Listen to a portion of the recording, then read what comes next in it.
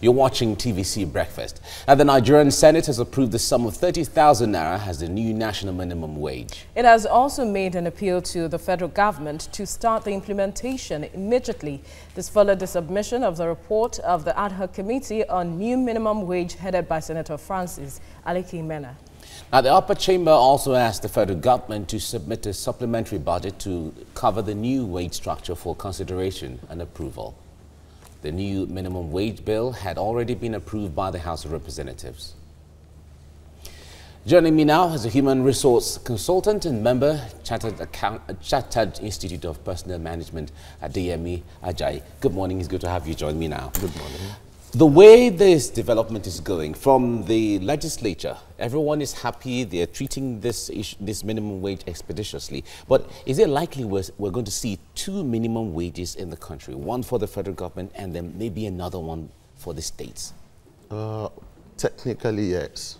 But by... Is that healthy for It's not healthy. Why I said technically, yes, because the state governments are not really in quote support of this, so they may get back to some ways of, managing the political that. ways of handling it. Exactly, but by law that is being passed, I know that it has to be done.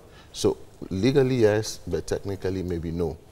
When the National Assembly is advising or urging the federal government to say, please begin the implementation of this law immediately, but there are no time fixed, or there's no time to which, or time frame to which this should commence. Yeah. How much power does that carry? Yeah, even saying immediately does not work. You know why?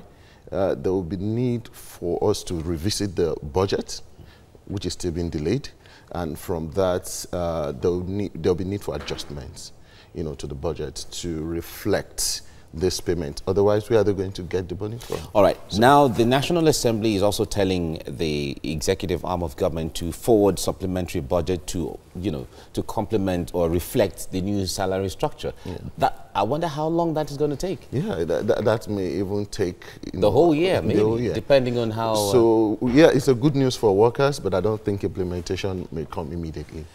Except if there is another thing to be done. In all of this, for the labor union, do you think, organized labor, for instance, do you think they'll just sit down and watch? Or is it likely we're going to see another round of strike again from these delays and likely delays?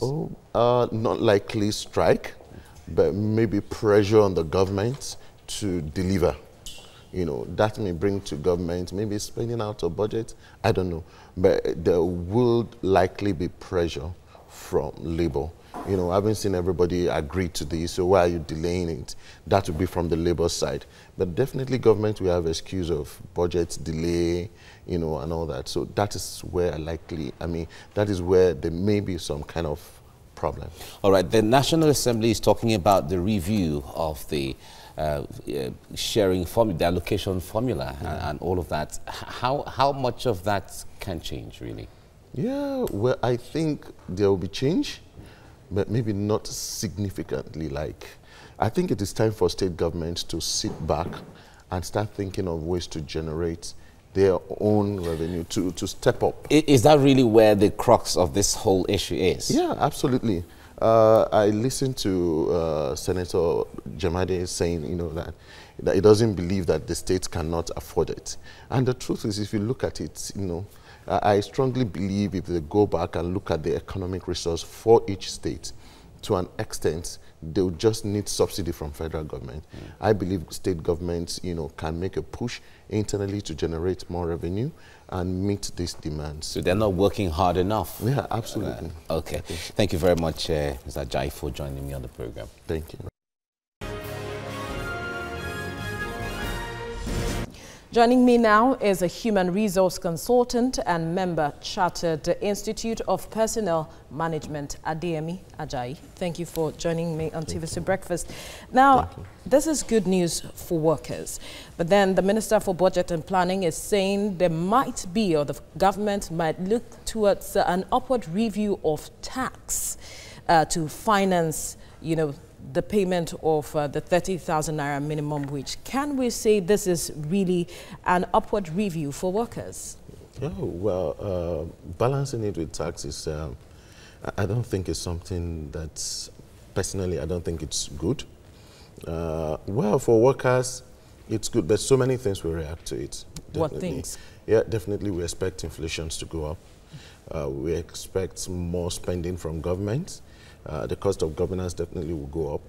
And that will make governments, state government, federal government spend more on people, because definitely indirectly pensions will go up and all those but things. You know, the 18,000 naira minimum, which some states or some governors still had a challenge paying the 18,000 naira minimum wage, and here we are having a 30,000 naira minimum wage, perhaps, and then some governors that have been elected are having to inherit debts. How much of a challenge do you foresee?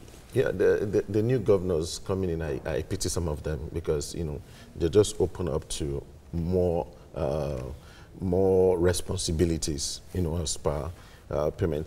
Well, for saying that state government cannot pay, you know, I want to personally believe that they should find a way around it, you know, looking for economic means of boosting the internally generated revenues, you know, to meet some of these responsibilities that will face them. Going through the tax way eventually may start affecting business, especially the small-scale businesses, you know, at the moment. Now, a fine of 75,000 naira as penalty is set to be implemented as well for firms who cannot pay this 30,000 naira wage. But then are penalties enough when you are looking at or to deter violations? Yeah, penalties of 75,000. Personally, you know, if I'm running business, you want to fine me 75,000 naira for an expense of 1 million, I'd rather pay that 75,000 naira.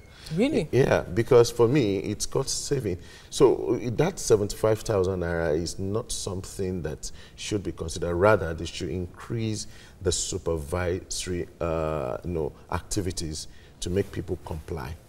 You know, and some of the ways they can do that is like a regular check. They can even check with... Which the NLC is supposed to do. Absolutely. But then when you look at the way the NLC goes about this, is this the only way they can address situations like this when they are looking at implementing minimum wage and ensuring that firms or state governments adhere to the minimum wage?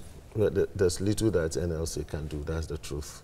And when I say there's little that they can do, if business owners can't afford it, you can't force them into it, and they have to remain in business. So there should be a middle point, there should be a balance. So while we're looking at growing our businesses, we should also be looking at how government should rather support.